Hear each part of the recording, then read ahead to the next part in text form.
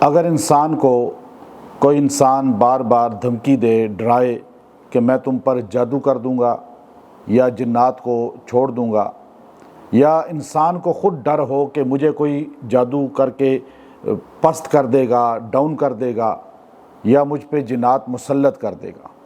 اب ان دونوں صورتوں میں چونکہ انسان خوفزدہ ہو جاتا ہے اور انسان کی دھمکی سے بھی ڈرتا ہے اور دیگر جنات اور جادو کی دھمکی سے بھی ڈرتا ہے، تو یہ آیت کریمہ جو میں آپ کو بتا رہا ہوں یہ اتنی مضبوط آیت ہے اس عمل کے لیے کہ انسان کی حفاظت کا ایک ذریعہ بن جاتا ہے۔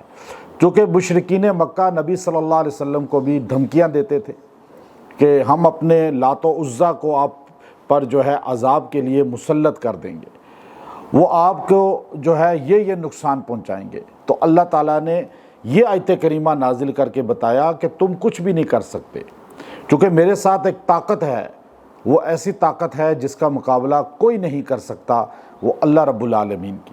تو یہ آیت جو ہے طاقت کو اللہ کے اپنے قریب لانے کا ذریعہ بنتی ہے۔ اب لوگ کیا کہتے ہیں کہ بعض اوقات لوگ دھمکی دیتے ہیں کہ جی اب آپ کو ہم دیکھ لیں گے۔ اب وہ ظاہری طور پہ بھی دیکھنے کا ہے، جیسے آج دنیاوی طور پر کوئی کسی کو دھمکی دے تو وہ حکومت کے اداروں سے رابطہ کرتا ہے۔ اب ادارے مضبوط ہوتے ہیں تو اس انسان کو جو ہے کوئی کچھ نہیں کہہ سکتا، اور اگر قانون مضبوط نہ ہو، قانون کی عملداری نہ ہو، تو پھر یہ آدمی پست ہو جاتا ہے اور یہ ان کے نرغے میں آ جاتا ہے۔ تو اس لیے یاد رکھیں اللہ رب العزت کا ایک قانون ہے، اور وہ قانون کمزور بھی نہیں ہے، تبدیل بھی نہیں ہوتا، اور وہ ہر بندے کے ساتھ شامل ہے اس کی حفاظت کے لیے۔ لیکن ہم چونکہ اللہ کے قانون کو سمجھتے نہیں، جیسے ہمارا ملک ہے، یہ اس ملک کا ایک قانون ہے، اور ویسے بھی انسان کو یہ چاہیے کہ وہ جس دنیا کے ملک میں ہو وہاں کے قانون کو فالو کرے، اس قانون کو مانے۔ جیسے ہم مسلمان ہیں اور کائنات کے سارے انسان اللہ کے قانون کو مانیں، اللہ کے قانون کو ماننا یہ اسلام ہے۔ تو اسی طرح ہمیں اللہ نے سکھایا ہے کہ آپ دنیا کے کسی ملک میں ہوتے ہیں تو آپ اس ملک کے قانون کو مانیں، اس ملک کے قانون کو تسلیم کریں اور اس میں خلاف ورزی نہ کریں۔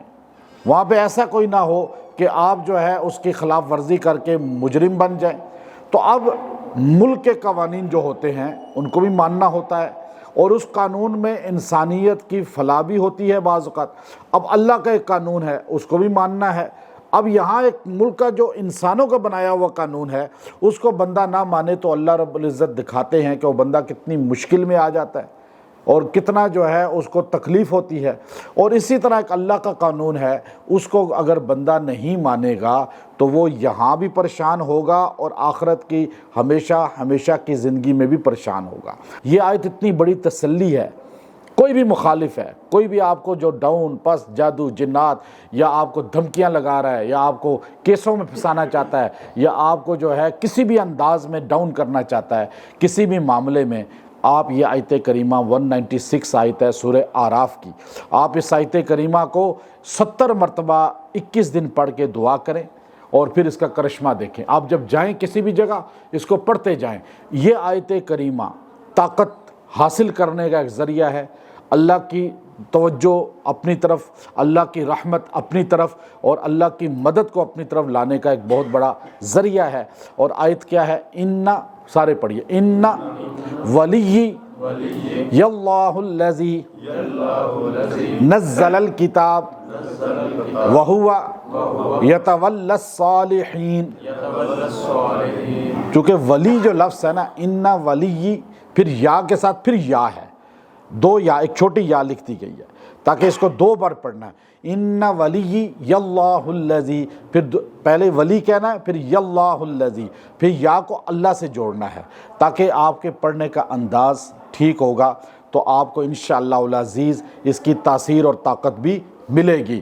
اور یہ آپ زیادہ تعداد، زیادہ دن بھی پڑھ سکتے ہیں، یہ آپ چلتے پھرتے بھی پڑھ سکتے ہیں۔ اس آیت کریمہ میں صاف اللہ تعالیٰ نے حضور صلی اللہ علیہ وسلم سے فرمایا، یہ جو آپ کو دعویٰ کرتے ہیں، دھمکیاں دیتے ہیں، نقصان دینے کی کوشش کرتے ہیں، جب اللہ آپ کا ولی ہے، مددگار ہے، تو کوئی آپ کو نقصان کیسے دے سکتا ہے؟